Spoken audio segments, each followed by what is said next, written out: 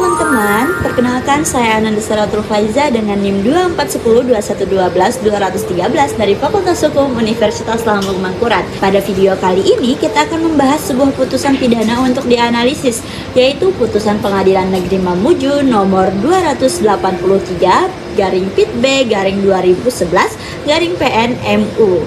Perkara ini berkaitan dengan tindak pidana pemalsuan surat atau penggunaan surat palsu yang dilakukan oleh seorang pengurus partai politik dalam proses pencairan dana bantuan pembinaan partai politik. Kasus ini penting untuk dipelajari karena menunjukkan bagaimana suatu pemalsuan tanda tangan yang tampak sederhana dapat menimbulkan kerugian bagi organisasi dan berujung pada pertanggungjawaban pidana. Selain itu, putusan ini juga memberikan gambaran mengenai penerapan pasal 263 ayat 1 dan ayat 2 Kitab Undang-Undang Hukum Pidana atau KUHP tentang pemalsuan surat. Sebelum itu, putusan ini terjadi sebelum adanya pembaharuan hukum sehingga KUHP yang digunakan masih KUHP lama. Tapi dalam video ini kita juga akan membahas sedikit dari sudut pandang KUHP baru. Mari kita membahas dari latar belakang, kronologi peristiwa, analisis unsur-unsur pasal yang berkaitan baik KUHP lama maupun KUHP baru, dan pertimbangan hakim serta kesimpulan dari putusan tersebut.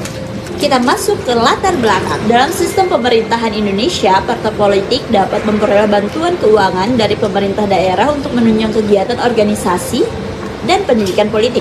Namun, untuk memperoleh bantuan tersebut, partai politik wajib memenuhi berbagai persyaratan administratif, termasuk surat permohonan, surat pernyataan, dan dokumen pendukung lainnya yang harus ditandatangani oleh pengurus yang berwenang.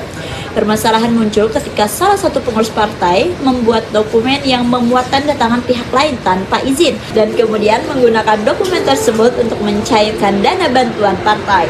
Tindakan seperti ini tidak hanya melanggar etika organisasi tetapi juga memenuhi unsur tindakan pidana pemalsuan surat sebagaimana yang diatur dalam pasal 263 KUHP. Kasus inilah yang kemudian menjadi objek pemeriksaan dan diputus oleh Pengadilan Negeri Mamuju. Jadi, kronologi dan fakta hukumnya dalam putusan tersebut terdakwa dalam perkara ini yaitu kita singkat jadi IM atau yang menjabat sebagai Ketua Dewan Tanzif DPC Partai Kebangkitan Bangsa Kabupaten Mamuju Utara. Pada tanggal 18 November 2010, terdakwa membuat beberapa dokumen untuk mengajukan bantuan dana pembinaan partai politik kepada pemerintah Kabupaten Mamuju Utara. Dokumen tersebut antara lain yaitu surat permohonan bantuan dana, surat pernyataan, dan rekapitulasi rencana anggaran tahun 2010. Dalam dokumen tersebut tercantum nama dan tanda tangan Ketua DPC PKB, yaitu terdakwa sendiri, serta Sekretaris DPC PKB atas nama Burhanuddin.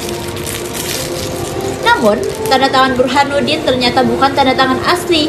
Terdakwa sendiri yang membuat dan menirukan tanda tangan tersebut tanpa sepengetahuan dan persetujuan Burhanuddin. Dokumen-dokumen tersebut kemudian diajukan ke kantor Kesbangpol dan Dimnas Kabupaten Mamuju Utara sebagai syarat administrasi pencairan dana bantuan partai politik. Setelah proses administrasi selesai, bantuan dana sebesar 12.424.000 berhasil dicairkan dan diterima oleh terdakwa pada tanggal 22 Desember 2010. Dalam persidangan terungkap bahwa dana tersebut tidak digunakan sesuai peruntukannya untuk kegiatan partai, melainkan dipergunakan kepentingan pribadi terdakwa.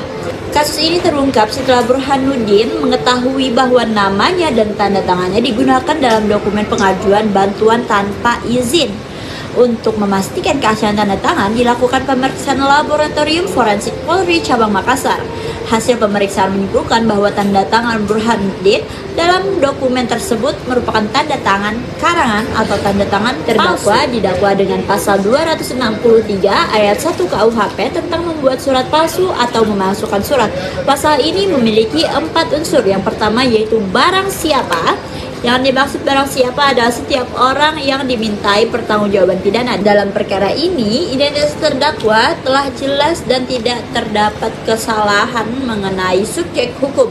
Karena itu, unsur pertama terpenuhi. Yang kedua, ada membuat surat palsu atau memasukkan surat.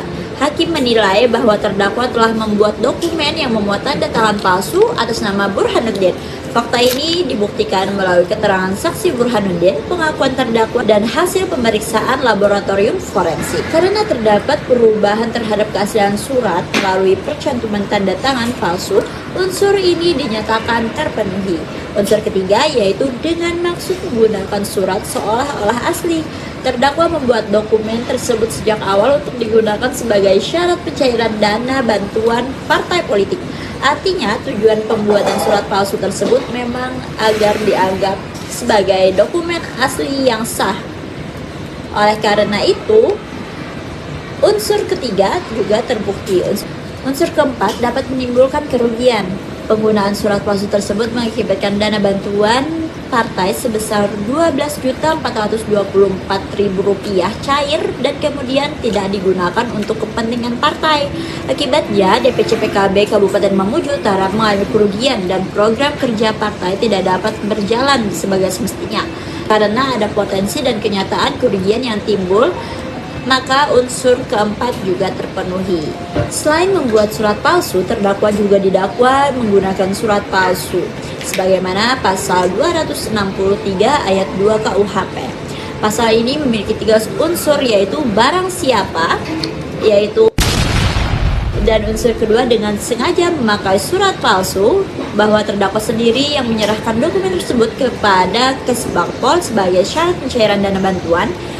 Yang ketiga, pemakaian surat menimbulkan kerugian. Akibat dari penggunaan surat tersebut, maka dana bantuan berhasil dicairkan dan terbukti menimbulkan kerugian bagi partai.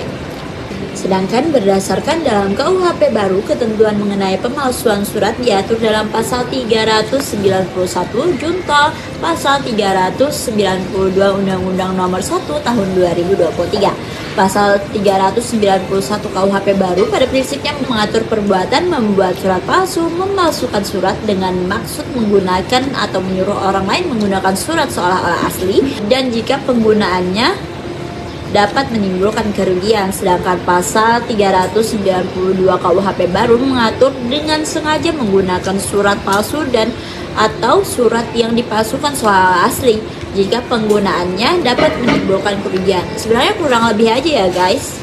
Secara substansi, rumusan unsur dalam KUHP baru hampir sama dengan pasal 263 KUHP lama, yaitu unsur membuat atau memasukkan surat, unsur maksud menggunakan surat sebagai surat asli, unsur menggunakan surat palsu, dan unsur menimbulkan kerugian.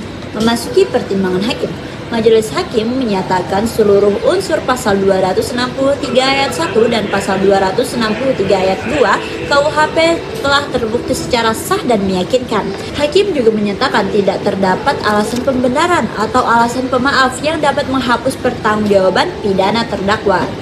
Hal yang memberatkan yaitu perbuatan terdakwa mengurangi kepercayaan masyarakat terhadap partai politik, khususnya DPC PKB Kabupaten Mamuju Utara. Hal yang meringankan yaitu terdakwa mengakui perbuatannya, terdakwa menyesali perbuatannya, terdakwa berjanji tidak mengulangi lagi, dan terdakwa bersikap sopan dalam persidangan. Sehingga pengadilan memvonis berdasarkan seluruh fakta dan pertimbangan hukum tersebut, Pengadilan Negeri Mamuju menjatuhkan putusan. Yang pertama, menyatakan terdakwa Imran BA terbukti secara sah dan meyakinkan bersalah melakukan tindak pidana pemalsuan surat dan menggunakan surat palsu atau yang dipalsukan. Yang kedua, menjatuhkan pidana penjara selama 4 bulan. Yang ketiga, menetapkan masa penahanan yang dijalani dikurangkan seluruhnya dari pidana yang dijatuhkan. Yang keempat, memerintahkan terdakwa tetap berada dalam tahanan. Dan yang kelima, membebankan biaya perkara sebesar 2.000 kepada terdakwa. Menarik untuk dicatat bahwa tuntutan jaksa dalam pidana adalah pidana penjara 6 bulan, tetapi hakim menjatuhkan pidana yang lebih ringan, yaitu 4 bulan penjara. Nah, kesimpulannya, kasus ini menunjukkan bahwa keaslian dokumen dan tanda tangan memiliki kedudukan yang sangat penting dalam hukum. Sekecil apapun pemalsuan yang dilakukan, apabila dilakukan untuk memperoleh hak atau keuntungan tertentu dan menimbulkan kerugian, maka pelakunya dapat dimintai pertanggungjawaban pidana. Terima kasih telah menyimak video ini. Semoga pembahasan mengenai analisis putusan tindak pidana pemalsuan surat ini menambah pemahaman kita mengenai penerapan pasal 263 KUHP lama atau pasal 391 junto 392 KUHP baru dalam praktik peradilan pidana di Indonesia. Sampai jumpa.